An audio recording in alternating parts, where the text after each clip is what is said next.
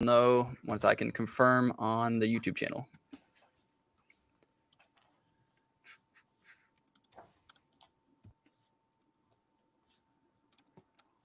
All right, cool. What's going on, everybody? Welcome to the Lucky Ocean podcast with Cleanup, and we have this time Awesome is JL and Decimalist from Flux Point Studios. So, how's everybody doing today? We'll start with Decimalist. How you doing today, man? I'm good. I'm exhausted. I spent like 15 hours on flights yesterday. I was coming back from Italy. And then there was just, I mean, if you've been tracking us on the socials and stuff, there's just a lot happening today. So it's all wild. And I'm coming back, like trying to figure out how to do all my jobs again, from like a 4-5 day vacation. So it's wild, but I'm good. I'm here for it. That's crazy, man. That's a busy schedule. I was actually looking. I was like, it's almost time to go live. And I checked Twitter. I was like, this dude is on his space right now. I was like, this dude does not stop. That's awesome, man. How are you doing, JL? Mute. Yo. It's Awesome as JL, aka the biggest music artist in the metaverse. Man, I am feeling highly favored. I am blessed. Praise to the Most High. Man, I'm just excited, man. I'm so excited. Man, Decimal, yeah, like you said, man, Decimal has been putting in work. He's one of the guys that I kind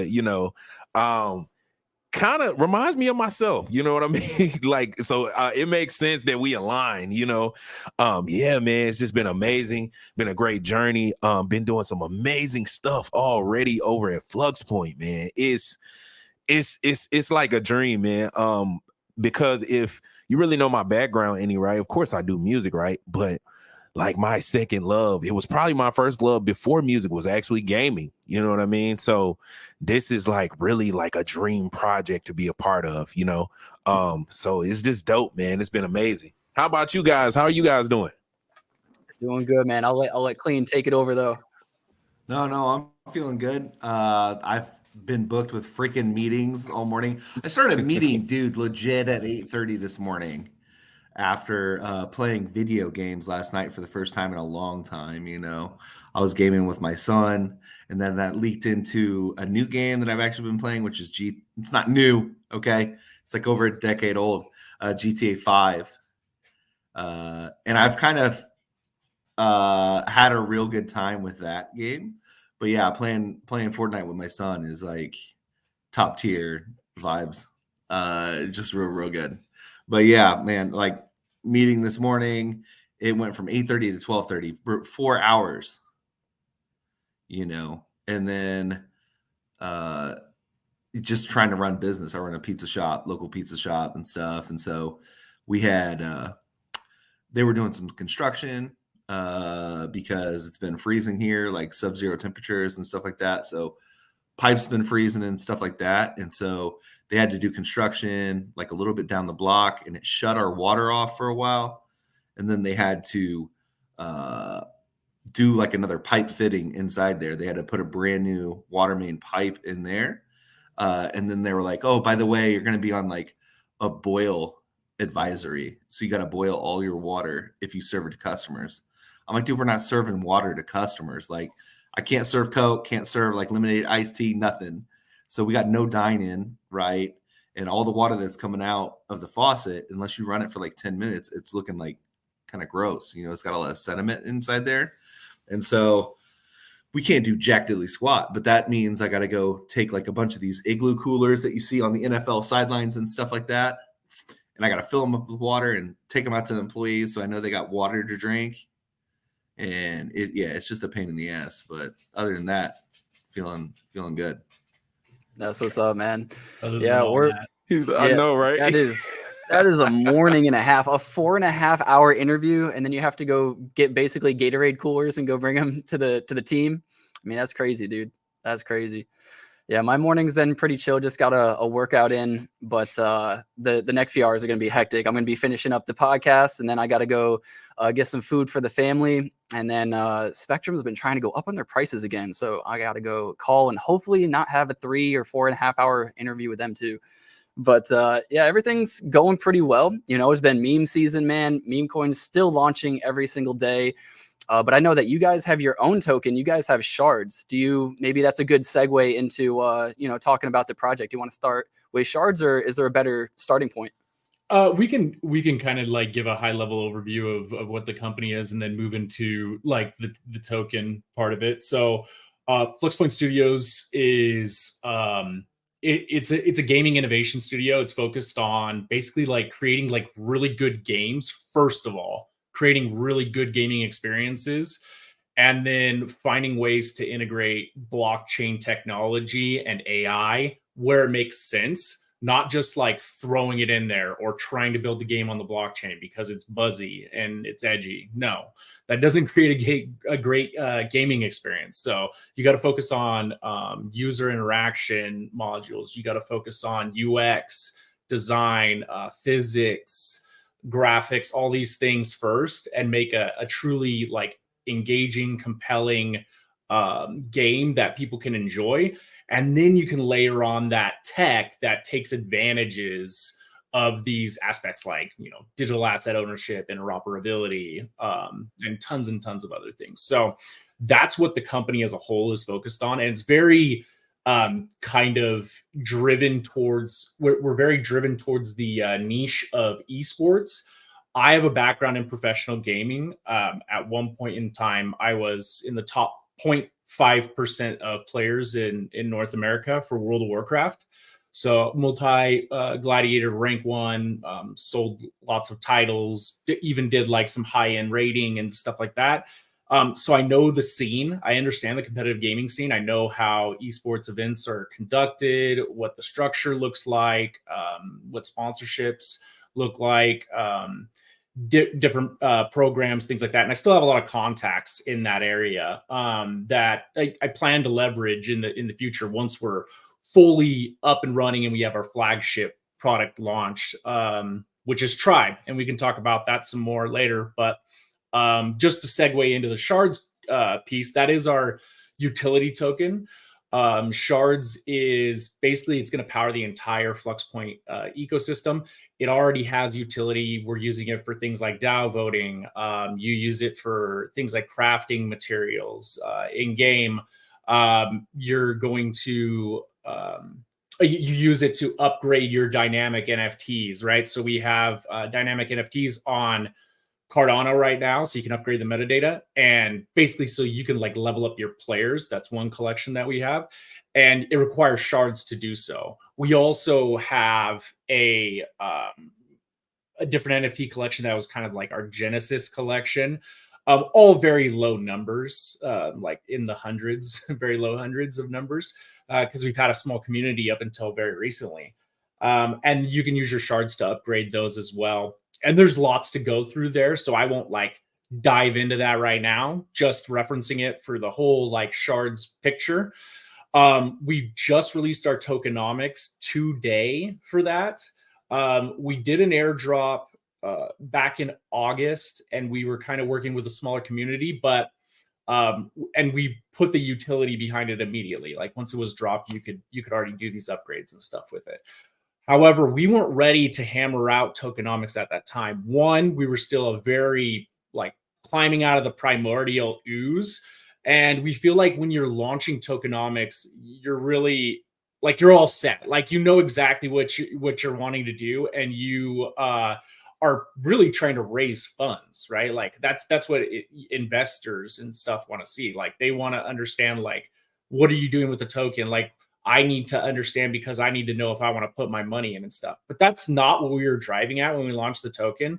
We were focusing on pure utility, always with the idea that, you know, when we grew big enough and we understood exactly how everything's going to interact in the ecosystem, then we can go forth and finalize the tokenomics. So happy to say that's done now. It's just been published today. And what amazing timing, because the WAN chain bridge just went live. So what that means is shards is now not only on Cardano, but it also exists on Polygon and Avalanche. So you can take your shards and you can bridge them over to either of those blockchains and vice versa, bring them back, right?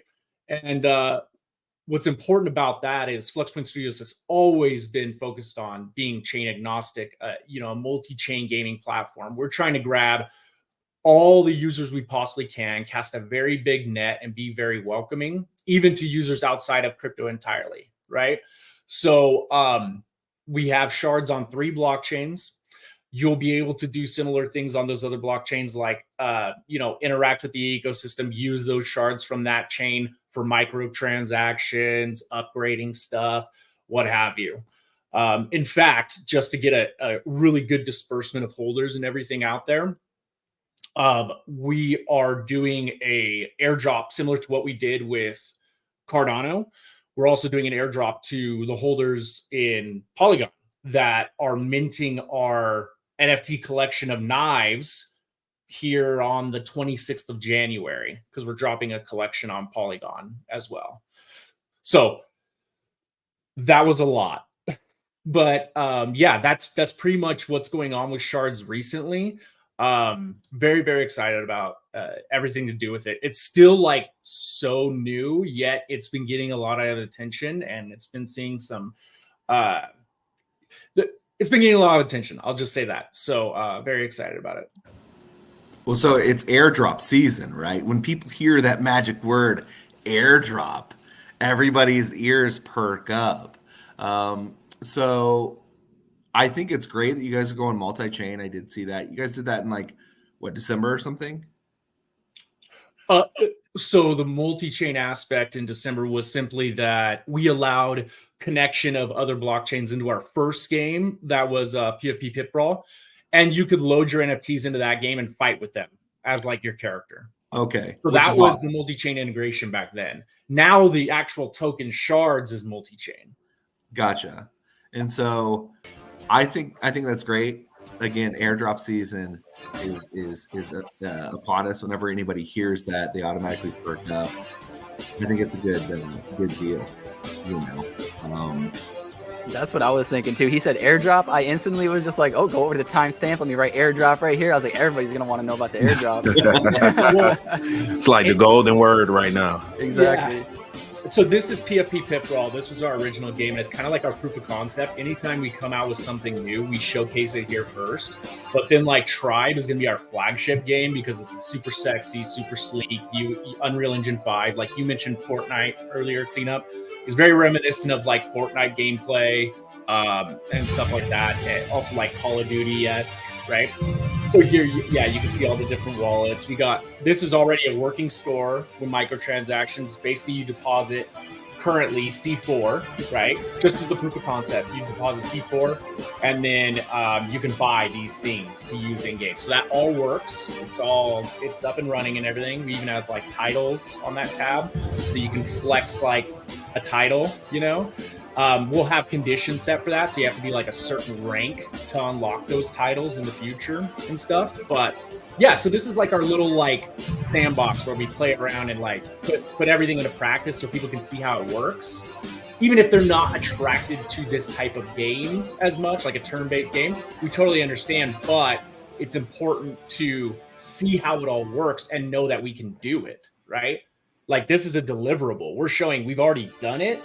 Now we're just building up to the newest thing because we don't have loads and loads of money like cornucopias or Virtua or whatever to just dump into, the flagship game and get it out as soon as possible.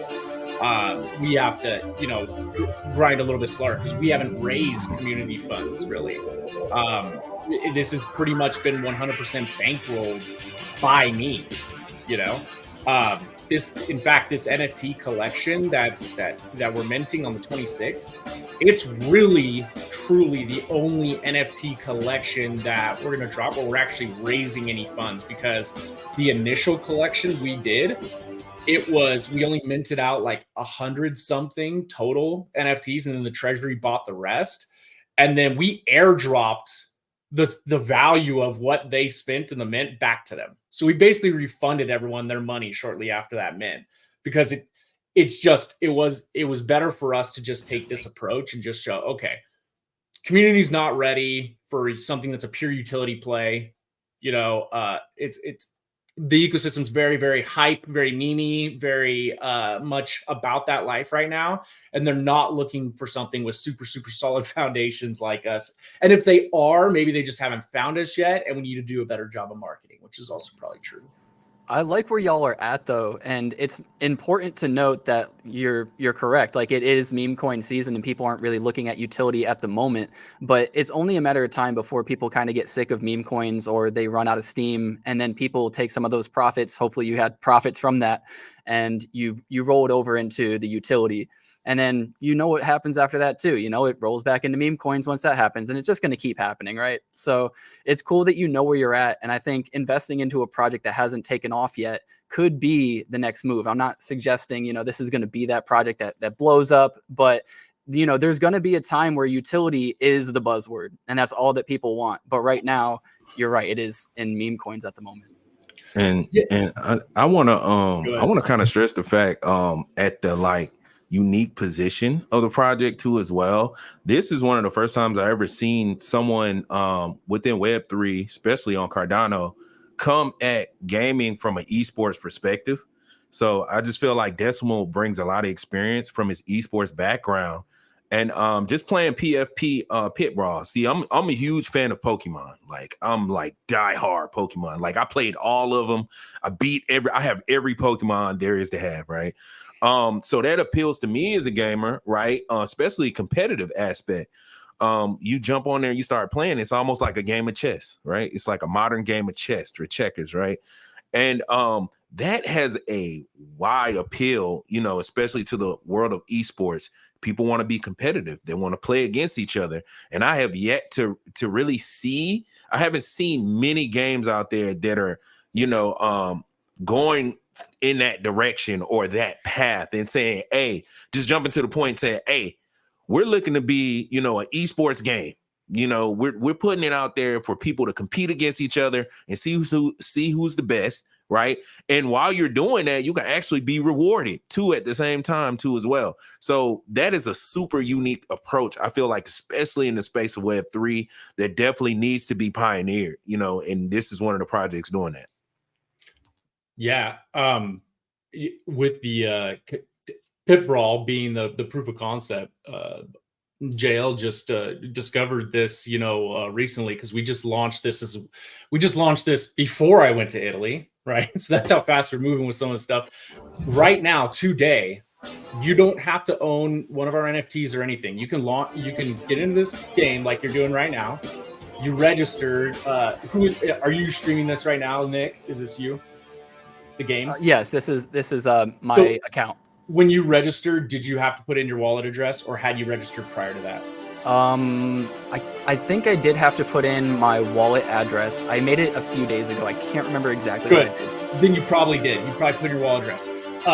Earliest supporters, we had to do a more manual process for them because we didn't want to take out anything in the knowledge base and have them lose anything. But if you're a new player and you register, it already asks for your wallet address. Now, once you register with that wallet address and you hit play and you just start playing right now, we've partnered with Drip Drops on Cardano so that once you start gaining your honor, so you have like 17 right now, your honor rank, right? As you start gaining honor, you will rank up. Every week, there's a set bundle of shards. I'm actually explaining something that's proof of work right here. Like, this is pretty crazy. So there's a bundle of shards every week. Consider it like our block of shards that is available to people that play the game. Depending on your honor rank, you will win a bigger portion of that block of rewards from the shards, like a weighted average, right? The higher you rank, the more shards you get. And then you claim it through Drip Drop, like every week, every Friday. You can go in and claim Drip. So it's kind of like, it's not staking. It's true compete to earn. As far as I know, nobody has done this yet. This is like the world first implementation. They might have done it on other chains, but not on Cardano, right? And so we're going to bring this also to Avalanche and Polygon as well. So we'll have different, other than drip drops, we'll have other token distributor mechanisms set up for the token on that chain, right? But same thing, right? You're going to be able to compete in this game with everybody, and you're all playing against each other, even though you're on different chains or not a chain at all, right? Yeah, that's what I wanted to ask. I've played this person, I think, every single time, Unreal Decimalist, and I thought, maybe that was you, but are these real people? Yeah. So let me give some clarity. What we did is actually really unique. So with competitive gaming and player versus player gaming, something you have to consider is like, if you don't immediately have a large following, the game can die because it's like, oh, I don't want to get on that game anymore. I queue up and no one ever fights me, right? So what I did was I worked with Robert, who's our lead dev on Pipperall now. We created this UI, this AI persona. He's based on my battle logic, right? And he will use my battle logic of previous matches and things like that to fight against you. You will queue up against him every single time if you are not met with a match within 15 seconds, right? And we're doing that to stimulate player base until we get a lot of people in the ecosystem. And then eventually, as we watch our metrics on the back end, like our daily active users and time played and stuff go up, we'll start dialing back the amount of time like that he'll jump in for like maybe 20 seconds or 30 seconds or whatever. Because if we have like 100 daily active users, 200 daily active users, chances are you're gonna queue into someone. In fact, I think JL has already fought against somebody unbeknownst to him. He was just fighting, and then he ended up getting queued into somebody from our community, and he ended up battling it out. Yeah, I actually ran across a couple of people in the Discord. So it was fun because once I went against someone and let's say I win because I was winning, I'm a winner, but I will win. But then I'll go in a rematch and I end up rematching this person again. And so we made it a little 5-part series, and it was just cool. It was dope. And for that person to be like, hey, that was me playing you, man. You were killing me. You know what I mean? So it was just dope. It was a dope experience. Yeah. How do you know who's gonna go first when you're playing? Like who attacks or shields first? So it's done by RNG on the back end. Right? Okay. And it's important to call that out because basically what we did not want to do is for balance and to make things competitive, you don't want to mess with stats too much. You can really start screwing up the balance instantly. And then you have to adjust things like HP, speed, attack, defense, all that stuff, right? So right now, everyone has a speed setting of 1, right, in their stats. So when your speed value is equal, and we built in the code ahead of time to make sure it understands if we ever do choose to increase stats of anything, the code is already ready to facilitate that. The basic conditional statement is if X player has a higher speed value than Y player, they move first, right? But if speed values are equal of both opponents, then random number generation, and that's who goes first for that round, and then it changes every other round. Gotcha. Because I've been thinking about it, and I was like, well, wouldn't you just hit attack every single time and good luck to whoever RNG is the highest? And I started thinking about it, and I was like, well, if I'm gonna go first and I think he's gonna use his ultimate, then I can block and stop the ultimate. But if it's a 50-50 every time, then that's really hard strategy. Because even if I think he's gonna use his ultimate, if I block second, sure, I can block a normal attack, but let me add even more complexity to that and show why this is so competitive. Hit back home. I'm going to show you the abilities because you're just using the standard abilities, right? So now I'm going to show you how you choose different specification. Go ahead and go to customize player and then go to ability. I didn't even know there were more abilities. There you go. Oh, so my goodness. You have the standard set, but now look at, and if you hover over them, it'll tell you what each one does. So here's Plague. Okay.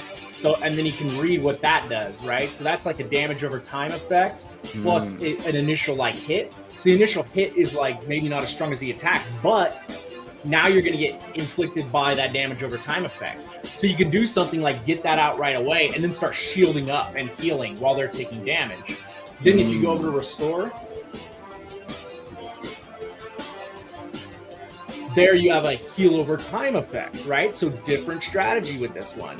Someone might even roll with 2 different heals, right? They might have heal and restore, because eventually we're gonna have team play unlocked here. So you're gonna be able to heal, maybe throw a hot on your friend and heal them over time while you heal yourself, and then just use defends or whatever. And you have someone that's a dedicated support character and someone who's a dedicated attack character. Different strategies come into play here, and then you can go down. Blinding Light and Elemental Shield. Those are the other 2 we have right now, but more are coming. So this one's cool. It's like a defense, but also reflects back some of the damage. I do like this. This is more than I thought. Oh, sorry. That's what Elemental Shield does. Is it absorbs some damage and reflects some back? Okay. Blinding Light is like it heals, I want to say, but then it also Confuses. heals, but then gives you a chance to confuse them and they attack themselves, right? Okay, this is pretty cool. Yeah, so now you just added a whole nother layer, because you're not going to have that same tactic if you go and fight someone who's not the AI. Like if you're fighting JL and he's got like Blinding Light, Elemental Shield, and Plague and stuff, who knows what he's going to throw at you, what combos he's going to do, right? You have to change your strategy completely. So how much is 1500 C4 right now? Oh, I don't know. Dirt cheap pennies, bro. Is it? Pennies, bro. Here, this is their shards. But I'm gonna go to look at C4 real quick. Yeah, go to C4 and it's 15,000 C4. So go ahead and put in 15,000 there and see what it comes out to. Whoops. So like $26 or 26 ADA. Not bad. 26 ADA, $13. Okay, so basically think about it this way. Think about what you're paying in games today for like new abilities or new characters or something like that in a game. Right. Compare that with this. Yes, pennies, right? Like it's not much. And what we plan to do also for like the stability aspect is we plan on incorporating a stable coin on the back end of this. So transactions are more consistent. So you're not paying like freaking $26 one day and like, 50 the next day, right? This is just our proof of concept. We wanted to display, hey, we know how to do this. Here's it working. But yeah, we're going to move into stable coin on Cardano, probably USDC4 that already exists through the Crocs ecosystem. And we might have some other methods like IUSD from Indigo and whatnot. So that way you can choose those payment methods and they're a lot more consistent with the price that you expect to pay. Nice. Do you have anything to say, Clean? I know I cut you I have off so a much lot. to say, So number one, let's start off light. Have you watched, since you were a World of Warcraft person, one of my favorite episodes of South Park was the Make Love Not Warcraft. Oh yeah. How did you feel about that? I felt like it was mostly accurate. I was like, yeah, no, this is mostly accurate. It's so good. World of Warcraft had just such a massive player base and a massive following. And I'm not gonna lie to you. I felt like the majority of people I would run into or meet would kind of be that type of persona that they just portrayed in South Park. There were all in competitive gaming, it's not like that. It's very like, in fact, it's very like fratty. It feels like very frat bro type in competitive gaming. It's kind of weird, but yeah, it was just a little bit different. But yeah, no, I thought obviously what South Park does is like they embellish and take it to hyperbole, right? And that's what they do, and that's why their comedy is so great. But yeah, no, like they weren't way off base with a lot of the stuff they were showcasing, or types of mentalities that players have and stuff. It was pretty funny. Yeah, and so what I like about it is it shows the ridiculousness of both sides, right? Yes.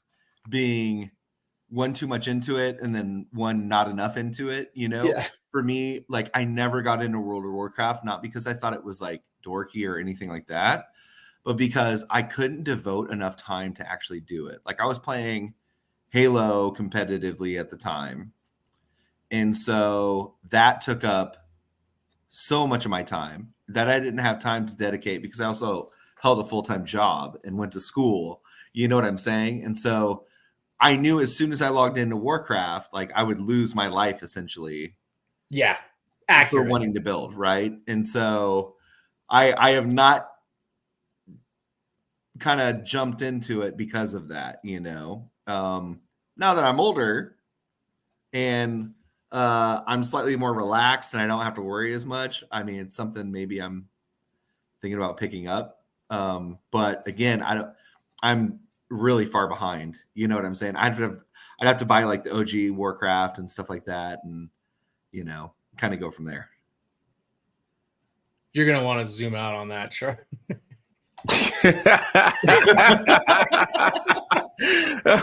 Good job, Nick.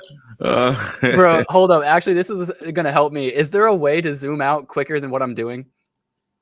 Like other than doing like this a million I think times? you can scroll to the bottom, like move over to the right. You move your cursor over to the right and like scroll to the bottom of the page. Not the Like- graph, but yeah. oh, the okay. page. And shouldn't there be like a reset here somewhere? Isn't there like Like a the auto? reset? Auto, kinda. Because I've been trying to figure this out. I've just been scrolling, you know, for when coins pop up like this. I've just been scrolling. So if people wanted to play right now, what would you do?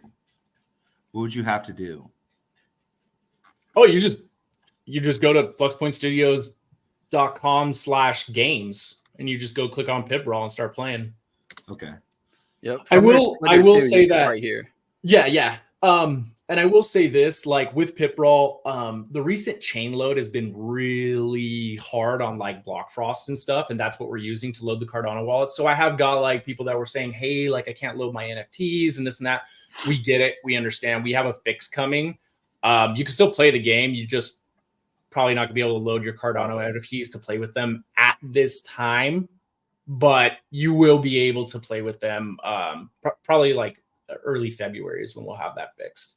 It's just we need to do some different stuff with like pagination and whatnot to account for like the chain load and the Block Frost loading times and stuff. So, do you have like, not to get too like whatever, do you have like a grand vision of kind of like where you want your games to go?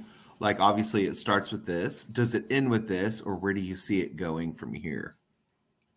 Not trying to say like, well, okay, I'm unsatisfied with this, win this, you know, but you know, maybe a year or so down the road, like where do you kind of see yourself or whatever, you know?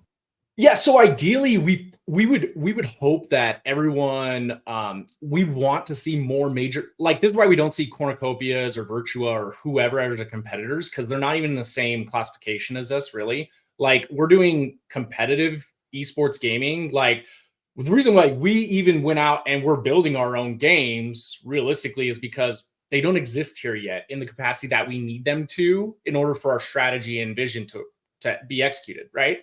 So we're developing like these competitive games and stuff, and Tribe is going to be amazingly clean, beautiful, awesome gaming experience. And then we can start shifting our focus a little bit to more like starting incubators for teams, getting people set up with sponsorships, like having tournaments, like world championships, things like that, right? That's ultimately where the pivot will come in. There's probably always going to be a component of what we do that has to do with producing high quality games, but it might eventually, like years from now, look more like consulting with other businesses building these games in order to get them to a place where they understand how to make a competitive game, right? That really facilitates the kind of ecosystem we're trying to build ultimately. Yeah. So you're trying Does to that make sense? Trying to like build out the games, but at, you know, maybe some grand point down the line, you wouldn't mind being somebody to help, you know, another company create their own, is what you're saying. Correct. In fact, we already advise other people. People reach out all the time, like for advice and stuff like that, and I help them be behind the scenes and whatnot. But yeah, like we could shift our focus as a business to make that actually something profitable, right? So that way we're generating revenue that way rather than relying on a title and microtransactions in a title to support the business, right? And I have a few questions about the game. But first up, do we have any kind of like, I know that you have the trailer, but do you have any graphics or visuals that we can show for what's to come? Yeah, can you go to actually on my profile here? If you search Flux Point Studios, just search for like Saturday morning testing. Saturday morning testing. Yeah.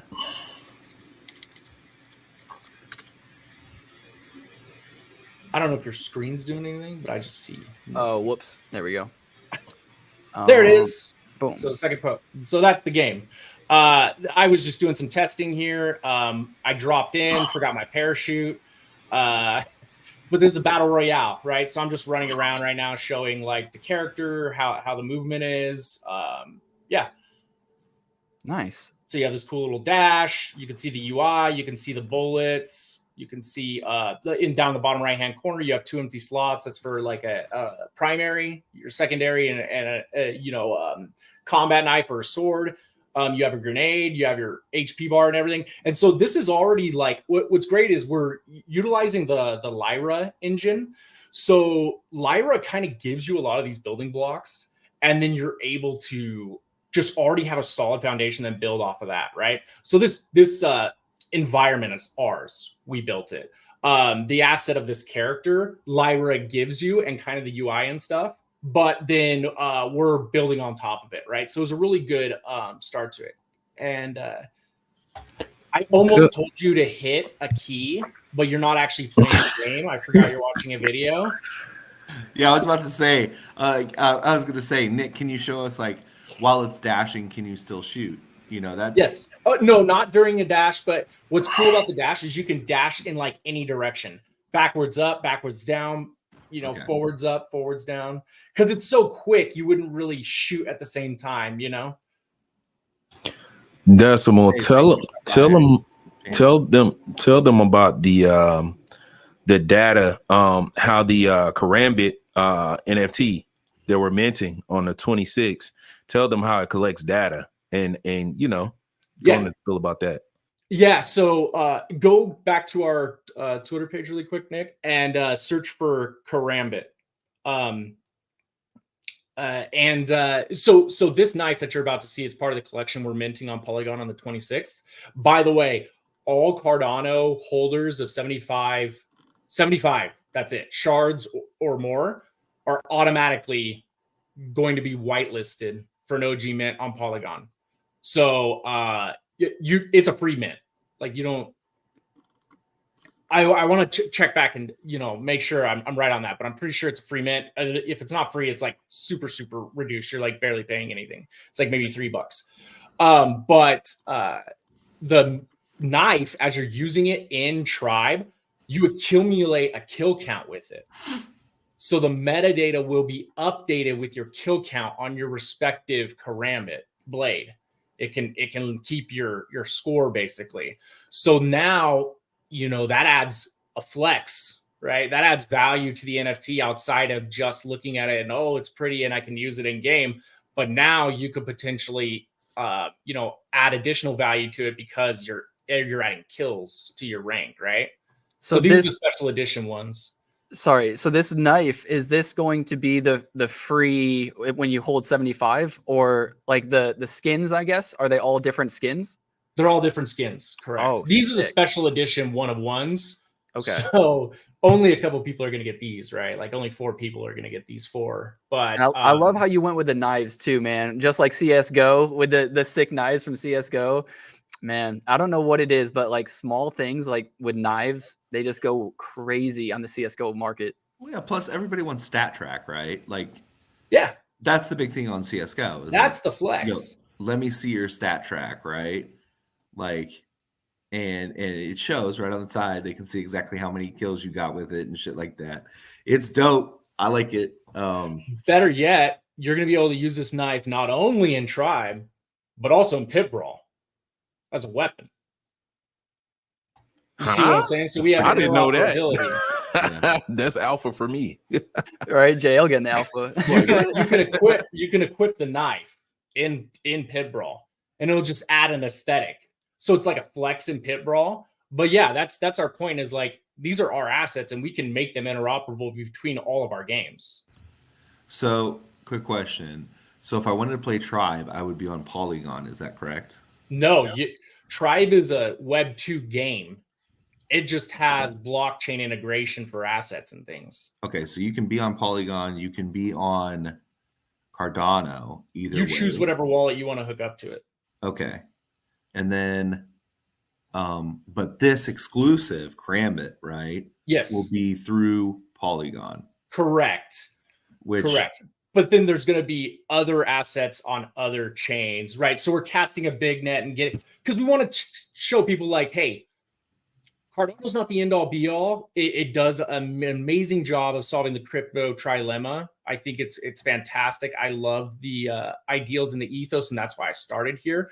But also, people need to realize all these protocols will exist, right? The majority of them. So we're going to need to learn how to utilize all of them. And so we think that it's important to acknowledge that fact and like have players try new protocols and see what they like about which ones. Speed, security, a different feature set, you know what I mean? Things like that. So that's kind of what we're doing with these collections, because we've already released several on Cardano, but yeah, it's time to expand, right? So Right. after Polygon, we'll likely be going to Avalanche and some others next. Which Polygon has a larger market, right? I would say. And then Sure.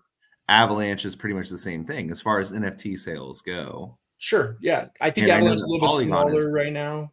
Yeah, Polygon maybe. is very gaming friendly, Yes. I would say. Right. And so I like that. That's cool. Plus the fees are really like low, even compared like when you think about it, right? So everything that you're like these fees that JPG is charging, or like just sending assets to other wallets, you're giving up 1 ADA. When that 1 ADA is like at $5 a pop, right? And Polygon sitting there at pennies, you know, essentially. Because I've never paid more than I think 5 cents to send something on Polygon before.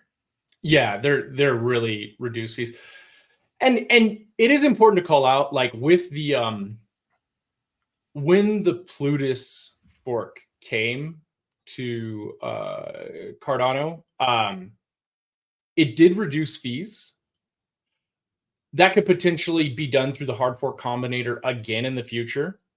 But yeah, I mean, still the same argument can be made, right? And when you scale better, your fees go down as well, right? When you start scaling better, because it reduces the amount of fees that need to be charged to process those transactions. So that could be something in the future. But yeah, no, to your point, like Polygon, great ecosystem. Aside from fees, right? They have Polygon ID. That's like DIDs. That's something we've been trying to get on Cardano forever. We're not there yet, right? So if you know anything about DIDs, like check out Polygon ID. Even if you don't, because basically you can authenticate you are the actual player. In competitive esports, I used to have people all the time running around my name, and then my friends would be like, "Oh, you sucked. You missed that match." I'm like, "What are you talking about? I'm at school. I'm not even playing right now." Right? So looking at scoreboards and stuff too, like even the user that doesn't know you, like they will know it's you because you can sign a TX on Polygon ID and it is certifiably you. You are that guy or girl or whatever. Are the IDs similar to like ADA handles that we have? Similar, just yeah, they're similar. It's just a little bit different because the ADA handle is like an asset in a wallet, and like with DIDs, it's like, or with Polygon ID, you can like hook up your Twitch to it. You can hook up like your YouTube to it. They already have that like integrated. You know, and same with in-game, right? You can sign in with it. I haven't been able to sign in with a handle yet. I know it's probably coming, like ADA handle. You can sign in with an ADA handle in the near future, but yeah, that's if ADA handle was able to do that, would that solve the problem that you're talking about? Not all aspects. They would still need to find integration with all these platforms I'm talking about. Like, can use an ADA handle to just like be able to sign into your Twitch or your YouTube or whatever, verify posts, things like that. Not to say they can't do it, but it's just not here yet, right? Gotcha. And then I had another question that I feel like is super newbie, but I'm going to ask it anyways. With US USDC4, right? That's the first or second stablecoin on Cardano, I want to say. Yeah. I've been seeing a lot of people tweeting about like, we need a stable coin on Cardano. There's no integration on Cardano, no stable coin. And I'm like, we might not have like the best stable coin or whatever, but we do have stable coins, do we not? Yeah, we do. So I think the argument could be made there from their perspective is like, it's not a native, it's like not a native fiat backed stable coin built on Cardano. What USDC4 is it's USDC bridged over to Cardano type thing. Okay. It's not natively built on Cardano. The coin is not. So it's a bridged stable coin. So the way that it works has some nuances, I guess, that aren't the best. Well, so what always the issue with bridges, right? Always the issue with bridges is security is of the utmost concern, right? Because you're opening up another potential attack vector. If you're building the coin natively on the chain, that attack vector doesn't exist, and you don't need to worry about like a bridge hack or anything like that, right? But if you are doing a bridge hack, you just make sure that you're really putting a lot of effort into the security behind it. You're having the audits done right and all that stuff, right? As long as you have that there, then you could argue like, yeah, no, it's fine. You know, it's that argument. Like people can make an argument either way, right? So right. And I was about to say also, and you know, so with the synthetic stable coins, we got, you know, Luna. Everyone's seen what happened to Luna. So everyone's just looking around like synthetic assets. Like I don't know about those. So everyone's kind of shaky. But from my experience, they work just the same. You know, it's just, but it is, you know, like Decimal said, like more so security concerns. And you know, people just feel comfortable with that good old USDC. You know what I mean? Like, you know, and I've definitely seen a couple of rumors about USDC coming to Cardano. I don't know how true that is, but yeah, we got a couple now. Yeah, I heard some people talking about wanting to create like a community-made stablecoin, which would, I believe, be the first community-made stablecoin on crypto. I believe they're trying to get that to be done on Cardano too, which would be pretty cool. Yeah, I haven't heard about that, but that would be unique for sure. So not to pivot, because you got me on the CSGO vibe right now. Okay. Good. That's where I wanted you. Will there be loot boxes? Yes. Okay. That's good. Okay. In fact, I've already shown it. So Yep. how, okay. So I know some countries, there it is. I know some countries have outlawed loot boxes. You know what I mean? I believe like European countries, maybe like even Australia or whatever, right?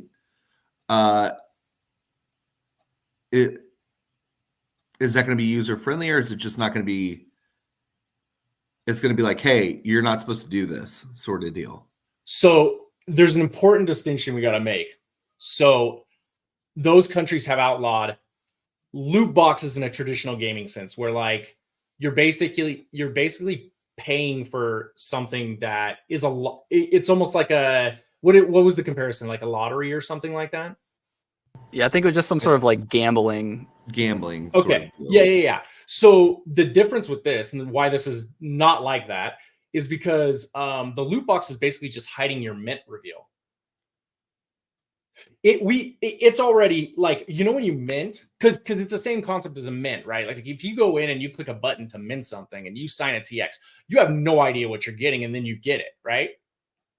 So we're literally just putting a loot box front end on that, and you can mint different tiers of loot boxes, and it will be corresponding to that different rarity or different collection type of whatever is in that loot box. So that's all it is. So yeah, very, very different, right? I mean, it's funny that you say that, because thinking about a mint or NFTs in general, almost every NFT is going to be some form of a loot box, right? It's just like you're definitely getting the NFT, but like which one and what rarity, you have no clue, right? And in the loot box, you're definitely getting some maybe resources or whatever, but like you have no idea which one you're getting or how many. So I wonder if they're ever going to be able to view NFT mints as a form of gambling as well. Well, so here's the thing. I think it becomes muddled when you can show your chances, right, of getting specific things. Yeah, we're not going to show any chances. Because I think that creates kind of like a situation to where you're causing people to be like, I'm going to get the gold one. All I have to do is buy 100 of these things. I'm going to get the platinum misleading one, or something. Right. So that could be construed as misleading, where it's just like, well, you could get anything, then like, okay, well, you can get anything at this rarity level type right. thing. Yep. Right. I mean, I think that's where it kind of gets muddled. Is there going to be like alpha, beta on tribes or? So it's a little bit different. You can call it, it's kind of like this semantic argument, right? Like you can call it alpha or beta or whatever. The reality is when Tribe launches at the end of next month, it'll be an end-to-end complete game. Like you will be able to jump in, queue up for matches, host a match, choose your battle mode, play, rank up, like all of that. But then we're going to continuously like build on it, right? Because we haven't been making this game for 7 years. We've been making it for like 6 months. So with that, there's going to be like new updates, like new patches that go in with like DLC. Think about like DLC basically. So we don't really feel like we don't use a lot of terminology that's very consistent with kind of crypto NFT world. Like we don't refer to ourselves as a project. Like we're a business. We're in fact we're incorporated in Delaware. We're a legitimate like entity, legal entity. And we don't have a roadmap, right? We have like a forward outlook that we will provide vague guidance on, but like, we're not trying to give away too much to our competitors. And I feel like a roadmap is also like when people are trying to raise a bunch of funds and stuff and they don't have anything delivered, it's all just promises. And things like that. So with that, like the same thing, I don't think that this is like a alpha or beta as much like as you would see with our blockchain games a lot right now, even though traditional gaming does do that. We're just calling Tribe like end-to-end complete. And then what's going to happen afterwards is it's going to get patched with different version that's going to release new features every single time. Yeah, I was thinking too, like because you came from gaming, I mean professional gaming, the utmost of gaming, right? So like with this game coming out, is this a game that you would personally get into at its launch, or is there a lot more as a gamer that you would like to see out of your own game before you're like, oh yeah, I would definitely spend like hours every day playing this? Let me make this clear. I will never, ever launch a product that I would not participate in myself. I have to love it or else I'm not releasing it. It's just that simple. I appreciate that answer. Well put. Do you have like a lot of stuff that you're looking forward to though? Like, is the game going to be much different further on down the line? Like, let's say the game launches, but there's not abilities. And then like a few months down the line, you get to add in those abilities. Will there be kind of like a dynamic switch? When you get to those points where someone just asks you a question, it's like in your plans, but you're not ready to like drop alpha like that yet. I'm kind of in a weird spot with that one. Let me say this. The team deathmatch and battle royale will not be the only game modes available for play on Tribe. Gotcha. Yeah, I like how Call of Duty and Halo, they had team deathmatch, that capture the flag, and then it evolved into so much once the community had its own like building blocks, right? With zombies. King of the Hill, yeah. King of the Hill. And I guess that's a good point too. Will this be something that the community can build on as well? Like create their own maps, maybe make their own skins, create their own game modes, stuff like that.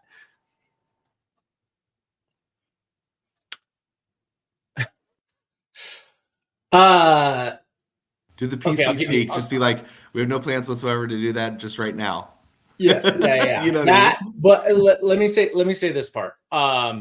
So with our character NFTs, what's really cool about those, like you showcased one earlier, Elijah, who's in like the cinematic trailer. Elijah, we have an archer that we just revealed that's our newest character, and then before that we have Solara, and she's like the one with the blue hood and stuff, and she's got a pistol. Those NFTs, when people purchase those NFTs, they will also be given the entire IP rights for those NFTs, and they can use them as characters in their own games. They will be given the FBX files, like the 3D files, to change them and do whatever they want with them. Gotcha. I like that. I was going more for like you know, could you update the maps or like maybe make or add in your own guns, stuff like that. But I know that might be in the plans and you don't want to say too much, so I'll let it go for now. But yeah, it sounds like you have a lot of ideas to build on to the base, and I like that. Absolutely. We're still very, and this isn't like a I know people like to say this from like a financial aspect, but I'm saying it as like a founder and CEO. We are we're climbing out of the primordial ooze right now. We're about to launch our flagship product. We have huge plans, and we're just getting started. That's awesome, man. And then so once again, because we got to wrap up here just a few minutes, no like rush out of here. But is there anything that you wanted to cover that we did not go over?